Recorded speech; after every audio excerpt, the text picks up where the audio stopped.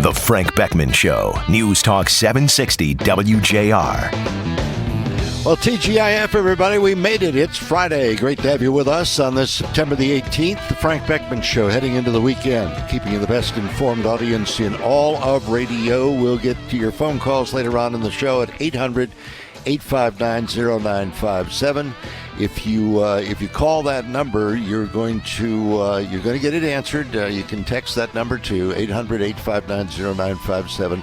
Eric Dortch is taking your calls today. Danielle Mason is twisting all the knobs and dials. Chris Renwick is our producer, and it's arranged for our first guest to join us, who's always fascinating. And we thought all there was about Ukraine, right? When the impeachment was attempted by the Dems.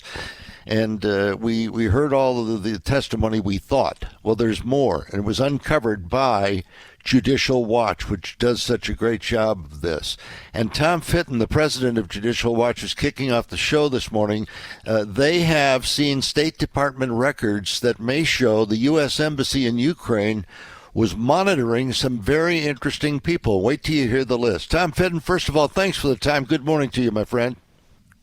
Good to be with you. Thanks for having me. It's good to have you back. So who was the U.S. Embassy monitoring over there? It was, you get the political names like Donald Trump Jr. and Rudolph Giuliani and the like, but they were going a lot further, weren't they? Yeah, John Solomon, the reporter, Sarah Carter, another journalist, Fox News host, Laura Ingraham, Sean Hannity, Lou Dobbs, folks online that your listeners may follow, like Jack Posobiec and Ryan Saavedra and Seb Gorka, who is a well-known radio host now.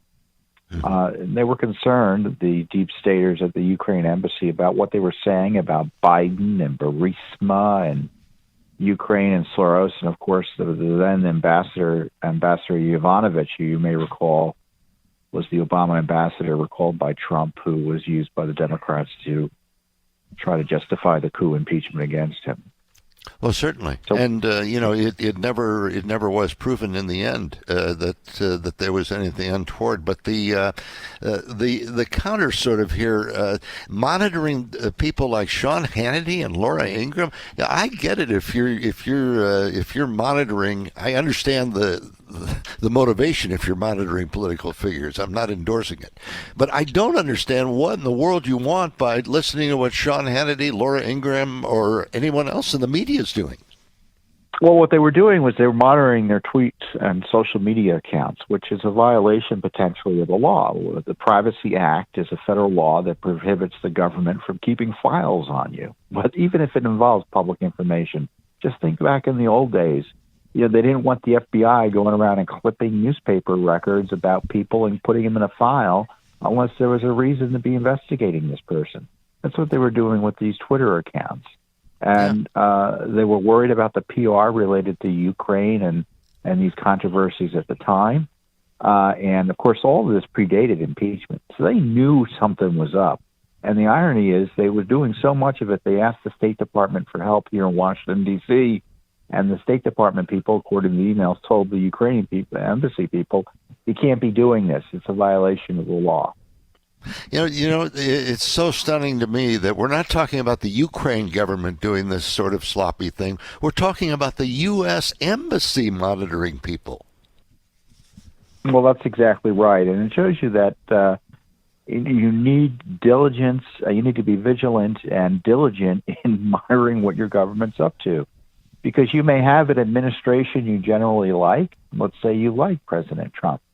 But the problem is you have agencies and government officials and appointed officials who often do the wrong thing. And in this case, you had an anti-Trump wing of the State Department there in Ukraine at the embassy monitoring the president's son, his lawyer, and people closely associated with Trump world, like on, as I said, the Fox News host.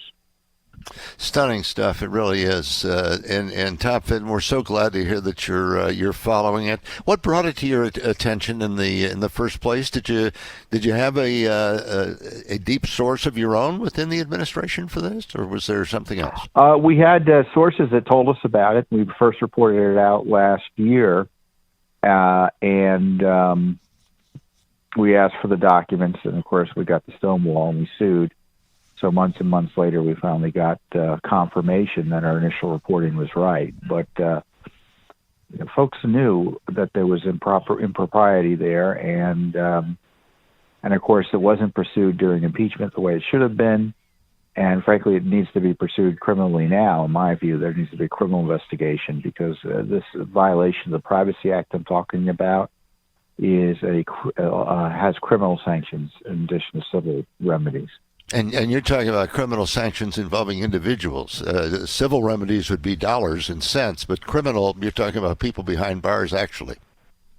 Yeah, I guess people can sue if you've had your rights violated here, I think you can sue potentially. I'm not a lawyer, but that's my understanding. And then secondly, obviously, that there's a criminal statute that's implicated here, criminal law.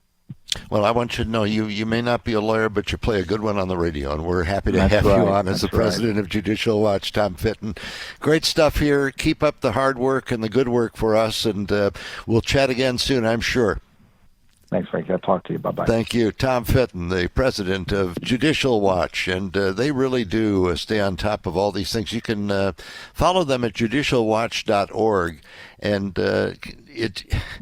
this complaint that they filed here says that the U.S. Embassy in the Ukraine was monitoring Sean Hannity, Laura Ingraham, Donald Trump Jr., Rudy Giuliani, journalists, and other U.S. citizens. They had a long laundry list of people that they were interested in. Why? What possible information could they get that would be of interest to our government and that would justify monitoring the conversations of all of these United States citizens in Ukraine? It just makes no sense. Or they're monitoring in Ukraine the U.S. citizens, we should say. All right.